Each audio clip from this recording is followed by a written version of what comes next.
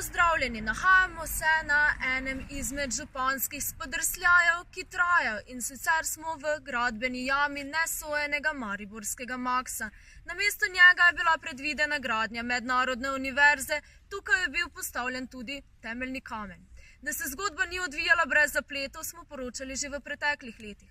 Velikopotezni projekt je za sabo pustil dolgove, ovirano cestno povezavo in nedokončano 8700 kvadratnih metrov veliko gradbeno jamo, luknjo, ki jo tukajšnji stanovalci imenujejo bazenne snage. To je bilo včasih vse zagrajeno. Smo bili najprej veseli v tej novici, da bo tukaj se dejansko nekaj razvilo iz tega. Ogromno mrčesa, Bog ve kaj tu noter. Tudi svetilke ne delajo.